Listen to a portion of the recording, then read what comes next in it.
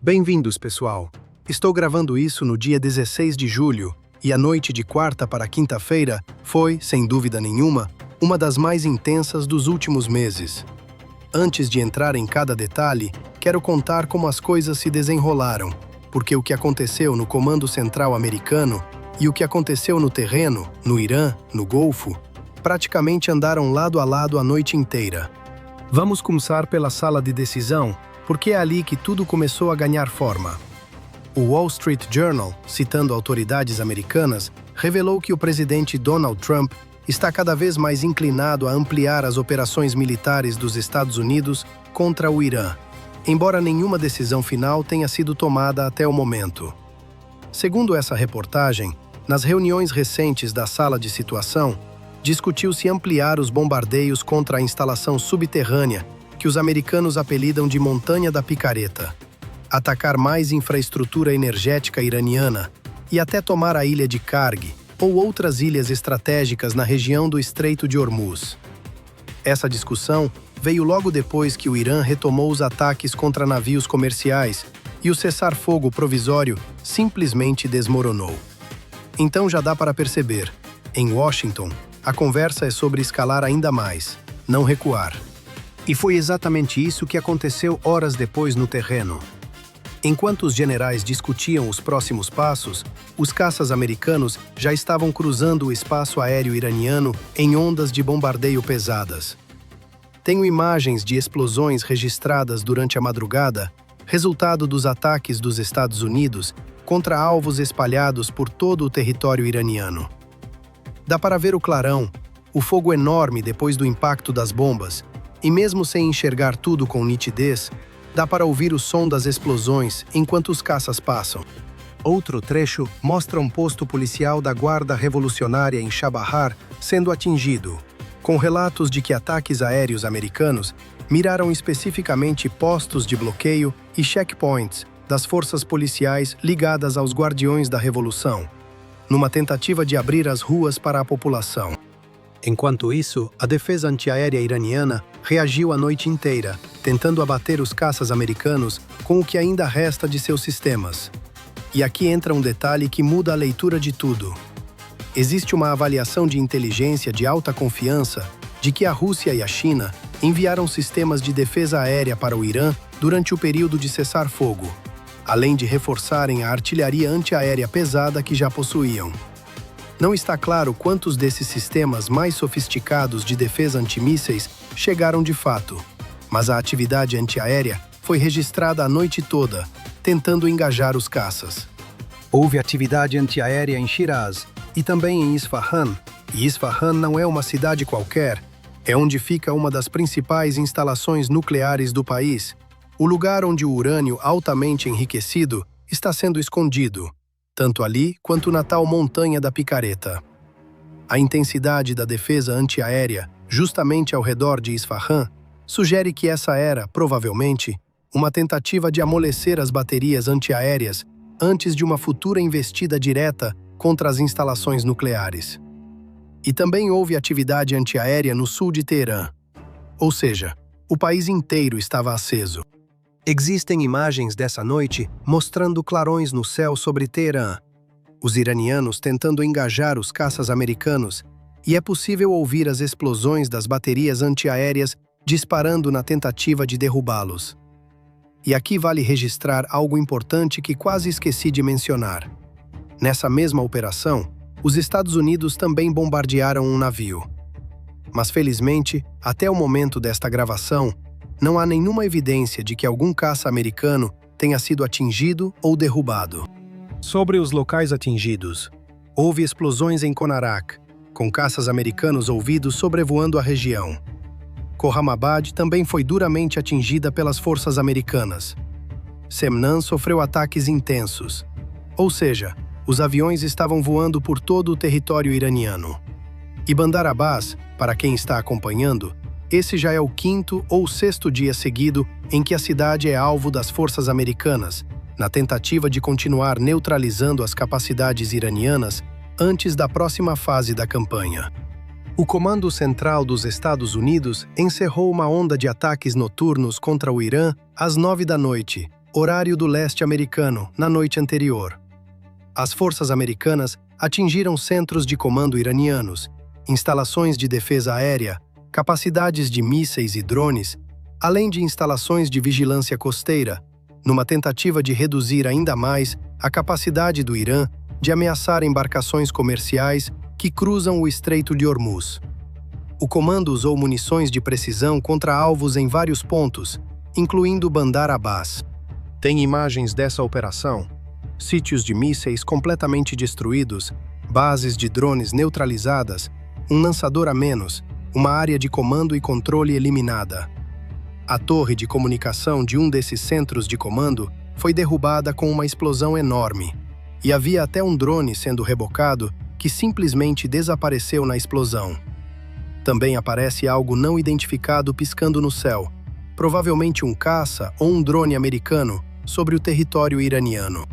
E aqui vem um episódio à parte envolvendo um navio petroleiro chamado MT Belma, que tentava chegar à ilha de Karg, uma das ilhas mais importantes da região, sobre a qual já falamos bastante, para carregar petróleo. Essa embarcação tentou romper o bloqueio naval americano, que está em vigor há menos de 48 horas. E o resultado foi rápido. Um míssil atingiu diretamente a área do motor do navio, desativando-o, seguido por um segundo míssil. A embarcação ficou visivelmente em chamas e completamente fora de operação, depois de tentar furar o bloqueio.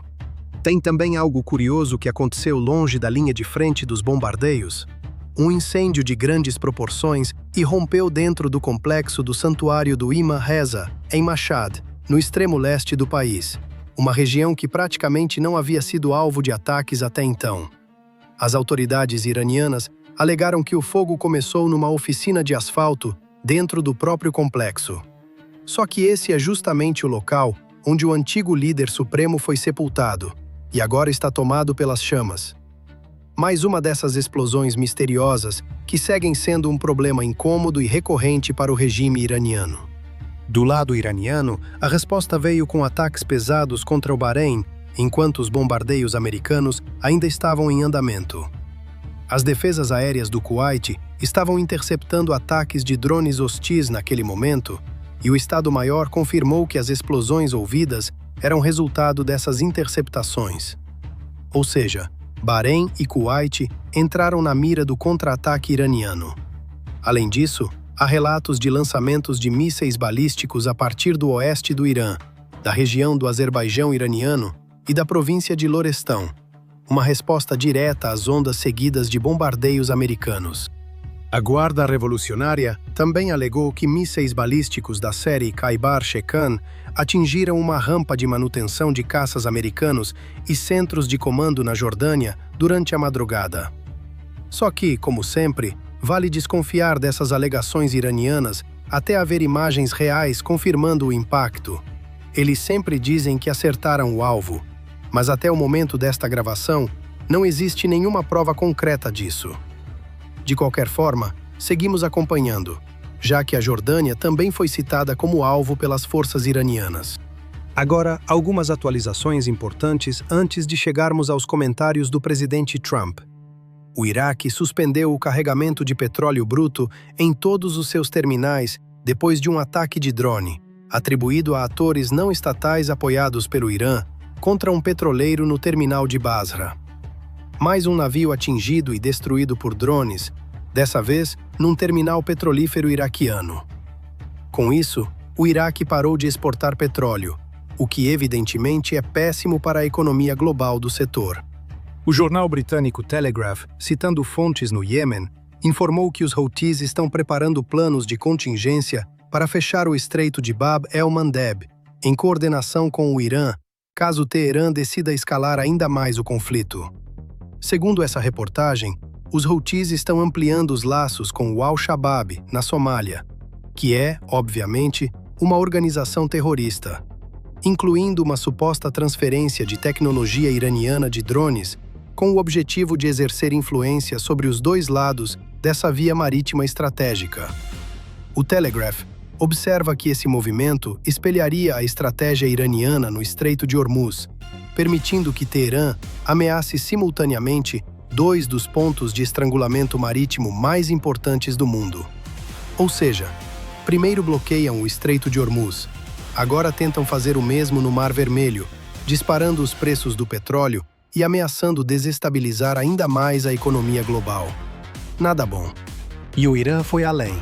Na quinta-feira, declarou o Estreito de Hormuz como uma linha vermelha inviolável, alertando que qualquer ataque americano contra a infraestrutura iraniana, incluindo usinas de energia e pontes, algo que Trump já ameaçou fazer, provocaria retaliações contra a infraestrutura crítica em todo o Golfo.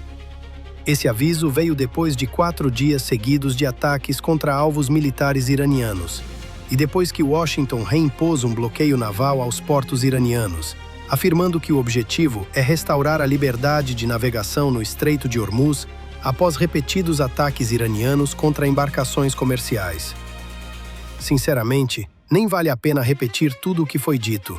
É praticamente um aviso de que vão simplesmente incendiar tudo dentro do Estreito de Hormuz. E então vêm as declarações do próprio presidente Trump sobre o andamento da guerra. Ele afirmou que o país está em plena expansão, bombando, nas palavras dele, e que o Irã será derrotado, e que será derrotado muito em breve. Disse ainda que, mesmo durante todo esse período de tensão, a situação tem sido, nas palavras dele, incrível, que chama isso de operação militar, mas que cada um pode chamar do jeito que quiser. E que isso praticamente não fez arranhão nenhum na economia. Muita gente esperava que o petróleo disparasse até $350 o barril, mas hoje está em $79. Poucos dias atrás, estava em 68, e a leve alta se deve, segundo ele, à necessidade de tomar uma atitude mais dura. Por fim, Trump também comentou sobre o ataque ao porta-aviões americano.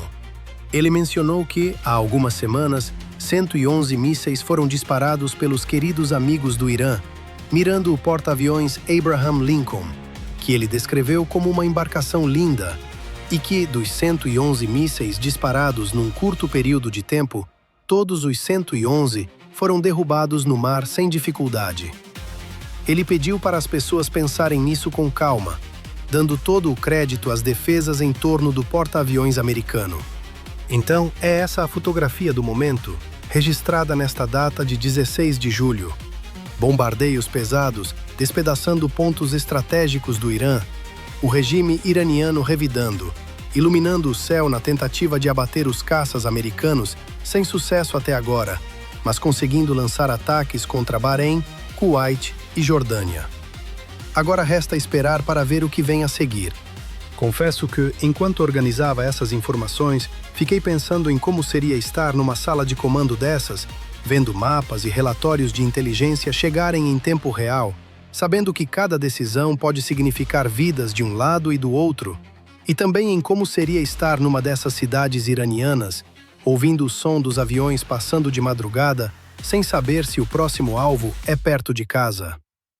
É esse tipo de situação que me faz pensar: até onde vale a pena ir numa escalada assim?